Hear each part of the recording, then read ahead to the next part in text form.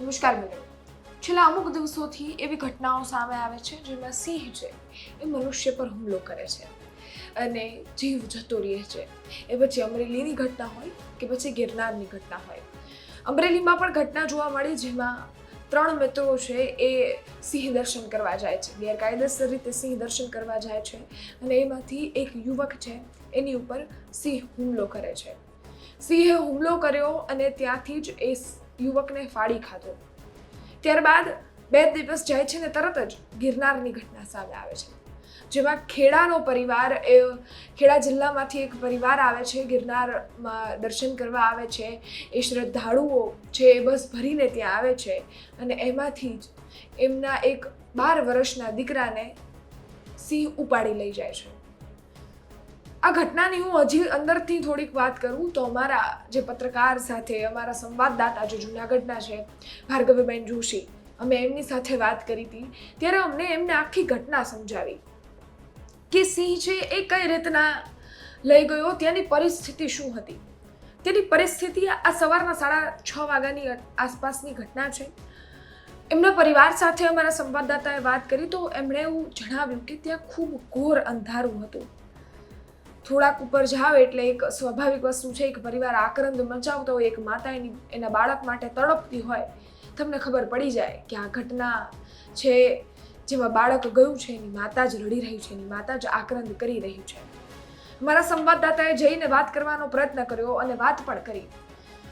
વાત કરતા ખબર પડી કે ખૂબ અંધારું હતું અને સિંહ છે એ ઉપર તમે દાદરા ચડવાનું શરૂ કરો, 50 દાદરા ન ચડો અને ત્યાંથી એ બાળક છે એને ઉપાડી લઈ ગયો. તમે થોડા આગળ ચાલો ને એટલે એ બાળક છે એના શૂઝ મળી આવે. થોડા હજી આગળ ચાલો, ત્યાંથી 50 ડગલા આગળ ચાલો ને એટલે તમને એ બાળક છે ને એનો પગ અને એનું પેન્ટ પડી આવે. આખી ઘટના અમારા સંવાદદાતાએ અમને સમજાવી, અમે અમારા સંવાદદાતા પાસેથી જાણી અને ત્યારબાદ સવાલો ઊભા થયા કે શું સિંહનો ખોરાક મનુષ્ય છે? સિંહ છે એનો શિકાર મનુષ્ય હોય છે, એનું પહેલું ચોઈસ મનુષ્ય હોતું હોય છે કે કેમ? બીજો સવાલ એ પણ થાય કે સિંહ છે એ એનું જંગલ મૂકીને બહાર શું કામ આવે છે? આજે સવારે આપણે એક ઘટના સાંભળી જેમાં ધારીના એક ગામડામાં સિંહ છે એ આવી જાય છે, 4 સિંહો શિકાર ગોતવા આવે છે. એની પહેલા એક ઘટના જોઈતી જેમાં સિંહ છે એ ગામમાં ઘરી ગાયનો શિકાર કરે છે. એવી અનેક ઘટનાઓ છે જે આપણે સાંભળી છે, જે આપણે જોઈ છે, જેને લઈને આપણે છેલ્લા ઘણા દિવસોથી વાત કરીએ છીએ. પરંતુ આ ઘટના થઈ કેવી રીતે રહી છે? આ ઘટનાઓના પાછળના કારણ શું છે? શું આમાં સિંહનો જ વાંક છે કે શું આમાં મનુષ્યનો વાંક છે? વાંક બંને તરફનો છે. કારણ એ નથી કે તમે સિંહ અને સર્વપ્રથમ સિંહ અને મનુષ્યનો સંબંધ ગુજરાતમાં પહેલેથી છે, પરંતુ એ સંબંધને કઈ રીતે જાળવવો ને એ હવે ભૂલી ગવાયું છે. એનું કારણ છે લોકો અત્યારે 10 મિનિટની બહાદુરી બતાવવા સિંહ દર્શન કરવા જાય છે, ગેરકાયદેસર રીતે સિંહને જોવે છે, એની ઉપર ટોર્ચ મારે છે અને એને હેરાન કરવાનો પ્રયત્ન કરે છે. અમરેલીમાં એ જ ઘટના બની હતી. એ મિત્રો સિંહ દર્શન કરવા ગયા. સિંહ અને સિંહણ છે એ એમના પ્રાઇવેટ સમયમાં હતા. એમને કોઈ એ સર્વપ્રથમ એ જે સમય છે એમાં એ ઓર આક્રોશમય હોય, એ ઓર ગુસ્સામાં હોતા હોય છે કારણ કે એમની પૂરી એનર્જી એ સમયમાં યુઝ કરતા હોય છે અને એમાં તમે એને ડિસ્ટર્બ કરો તો એ ફાડી ખાશે. એની પહેલી ચોઈસ કોઈ દિવસ ખાવાની મનુષ્ય નથી હોતું. આ એક વસ્તુ સમજજો કે સિંહની કોઈ દિવસ પહેલી ઓપ્શન શિકારનો મનુષ્ય નથી હોતો. એનું હરણ હોય છે, જંગલના એ પ્રાણીઓ હોય છે જે એને મળી જાય. હવે તમને એ પણ સવાલ થતો હશે કે મનુષ્ય નથી તો એ લોકો જંગલ છોડી ગામમાં શું કામ આવે છે? સર્વપ્રથમ એ આંકડા પર નજર કરીએ. આ સવાલોનો જવાબ ગોતીએ, આપણે આ ચર્ચા પર આવીએ એની પહેલા તમે એ આંકડા સાંભળો જે સિંહ ગણતરીના છે. આપણી પાસે કેટલા સિંહ છે અને શું એ સિંહને સાચવવા માટે આપણી પાસે પ્રોપર જમીન છે? આ સિંહ ગણતરી છે 2020-2025ની છે. સર્વપ્રથમ ટોટલ સિંહ છે ને એ 891 એટલે 891 ટોટલ સિંહ છે. હવે એમાં અંદર હું તમને ડિટેલ્સ કહું તો 196 એડલ્ટ સિંહ છે, પછી 330 એટલે 330 એડલ્ટ ફિમેલ્સ છે, 140 સબ એડલ્ટ્સ છે, પછી 225 એટલે કે 225 કબ્સ છે એટલે બચ્ચાઓ છે. અને સાથે જ આ બધા જ તમે મિશ્રણ કરો, આ ટોટલ ગણતરી કરો તો આ 891 થાય છે. હવે આ થઈ ગઈ આંકડાની વાત. 2020-2025ની જે સિંહ ગણતરી છે ને એના આંકડા છે. હવે તમે એ પણ સાંભળો કે જમીન કેટલી છે. જમીનની વાત કરવામાં આવે તો 30,000 સ્ક્વેર કિલોમીટર છે 2020માંથી. સાથે જ 35,000 સ્ક્વેર કિલોમીટર 2025માં કરી. એટલે આનું ઇન્ક્રીમેન્ટ 16.77% કરવામાં આવ્યું છે. આટલા બધા સિંહો વધી રહ્યા છે અને એને રહેવા માટે એમને જમીન પૂરી પાડવા માટે જંગલ નથી.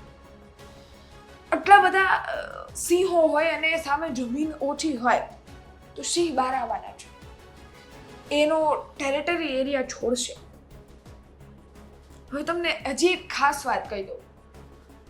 સિંહ છે ને એ કોઈ દિવસ બીજાના ટેરેટરી એરિયામાં જઈને શિકાર ન કરે. એટલે કે હવે એક સિંહનો ટેરેટરી એરિયા હોય અને જે બીજા સિંહોને ખબર હોય અને એનું કારણ છે સિંહની સ્મેલ. એ વિસ્તારમાં જાવ એટલે સિંહ એકબીજાના એ વાસ એ સ્મેલને સૂંઘીને ખબર પાડતા હોય કે આ વિસ્તાર છે એ આ સિંહનો છે. અને એ સિંહનો વિસ્તાર એ ટેરેટરી છોડીને સિંહ બીજા કોઈની ટેરેટરીમાં શિકાર કરવા ન જાય. એટલે સિંહ એ ટેરેટરી છોડી બહાર આવે છે. આ પણ એક રીઝન છે. ત્રીજું રીઝન કે સિંહ છે એ હુમલો શું કામ કરે છે. હા, અનેક જગ્યાઓએ આ રીતની પરિસ્થિતિ બનતી હોય છે, પણ અનેક પરિસ્થિતિ એવી હોય છે જ્યારે મનુષ્યનો પણ વાંક હોય છે. મનુષ્ય એની 10 મિનિટની બહાદુરી બતાવવા ટોર્ચ કરે એને ડિસ્ટર્બ કરવાનો પ્રયત્ન કરે તો પછી સિંહ છે એ વાઇલ્ડ લાઈફ એનિમલ છે, એ પાળીતું જાનવર નથી, એ તમને ખાઈ જ જશે. પછી એનો ખોરાક હોય કે ન હોય એ બાદનો પ્રશ્ન થઈ જાય. તમે એને ડિસ્ટર્બ કરવાના છો તો એ વાઇલ્ડ લાઈફ એનિમલ છે, એ જંગલનો રાજા છે, એ ખાઈ જશે. આપણે અનેકવાર વાત કરીએ છીએ કે સિંહ તો હાવજ હોય છે. આપણે હાવજ અને શું કહેવાય મનુષ્યના ગુજરાતના સંબંધોને બહુ વાત કર્યા છે અને બહુ ચર્ચિત છે આ સંબંધ. પરંતુ આ સંબંધ સાચવવા એ ખૂબ અગત્યના પણ થઈ જાય છે. અને આ બધા અધિકારીઓ, એ કર્મચારીઓ, ફોરેસ્ટ વિભાગ બધાની અને સાથે જ એક જિમ્મેદાર નાગરિક તરીકે આપણી પણ ફરજ છે. તમે સમજ્યું કે આટલા આંકડા, આટલી જમીન, રીઝન્સ જે સિંહો છે એ હુમલો કરી રહ્યા છે એનું કારણ આપણે પણ એક જગ્યાએ છે.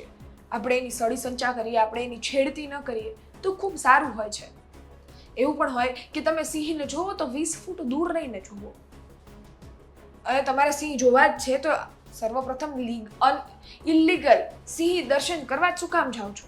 તમારે સિંહ જોવો છે, સફારીમાં જાઓ, ગવર્મેન્ટ ટિકિટ્સ લો, સિંહ જોવો, બધી જ વસ્તુઓ થઈ શકે છે. પરંતુ તમારી 10 મિનિટની બહાદુરી તમારા પર પણ ભારી પડી શકે છે. અને એનો એક એવો સારો ઉદાહરણ અમરેલીની ઘટના છે.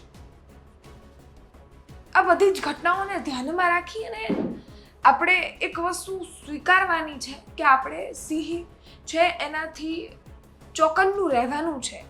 એ વાઇલ્ડ લાઈફ એનિમલ છે, એ કૂતરું નથી કે તમે એની સાથે ગમે ત્યારે ગમે છેડતી કરશો ને શાંતિથી સ્વીકાર્ય રહેશે. તમે અમુક સમય પણ એવું પણ સાંભળ્યું હશે, જયવીરુ સિંહો ખૂબ ચર્ચિત હતા.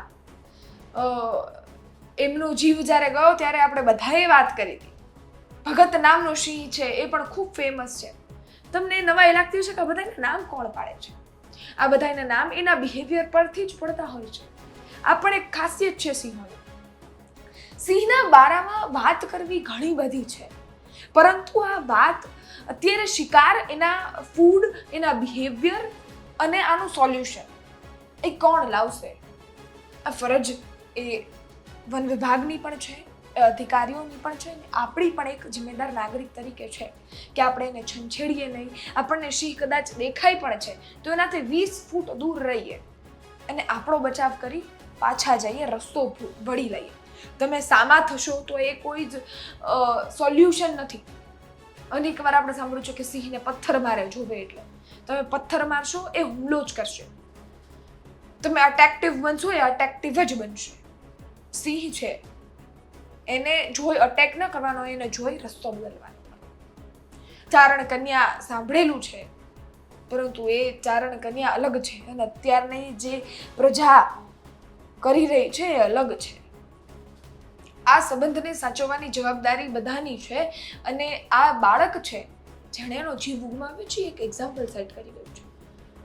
એની શ્રદ્ધાંજલિ આ બાળકને સર્વપ્રથમ ખૂબ સારી આપણે બધાને આપવી હોય ને તો એક જ વસ્તુ આપી શકાય અને એ છે સાવધાની. તમે સાવધાન રહો, તમે એટલા અલર્ટ રહો. તમારી આજુબાજુ સિંહ છે તો એની છેડતી ન કરો. આ બાળકે એનો જીવ આપ્યો એનું કારણ એ જ હશે કે આ એક્ઝામ્પલ સેટ કરી જાય જેનાથી બધા લોકો સમજે, બધા લોકોમાં સમજણ આવે. આ સિંહની ઘણી બધી વાતો હોય. હવે આ સિંહની બધી વાતો કરવા જશું તો અનેક એવા રિસર્ચ હશે જે તમારી મારી પાસે નહીં હોય. એક ખૂબ અનુભવી માણસ હોય જે ફોરેસ્ટ વિભાગના એ જ આપણને સમજાવી શકે. પરંતુ આ બધી બેઝિક માહિતી હતી જે નોર્મલી લોકોને ખબર હોવી જોઈએ કે સિંહનો ખોરાક આપણે નથી હોતા, સિંહ કયા સમયે બહુ આક્રોશમય હોય છે, તમે એની સળી કરો તો એ સળી કરે છે, જમીનોના કારણે એ બહાર આવે છે. આ બધી વસ્તુઓ તમને ખબર હોય, તમે અલર્ટ રહો અને આનું સોલ્યુશન લાવવું એ બધાની જવાબદારી છે. કારણ કે અત્યારે આટલી ગણતરી છે, આવનારા 5 વર્ષ પછી આનાથી પછી સિંહ ગણતરી કરશો તો એ સિંહ ગણતરી વધી જશે. શું ત્યારે આપણે ઘરની અંદર રહેવાનું ને બહાર સિંહ ફરશે? આવી પરિસ્થિતિ ઊભી થશે? તમને શું લાગે છે? આ ઘટના અંગે આપના અભિપ્રાય શું છે? આ વિડીયોને લઈ તમારું શું માનવું છે? આ જે પ્રિકોશન્સ છે, આ જે ક્યોર્સ છે આ બધા વસ્તુઓના, એને લઈ તમારું શું માનવું છે? કોમેન્ટ કરજો. ફરી મળીશું. ત્યાં સુધી ગુજરાત તક જોતા રહો. ધન્યવાદ.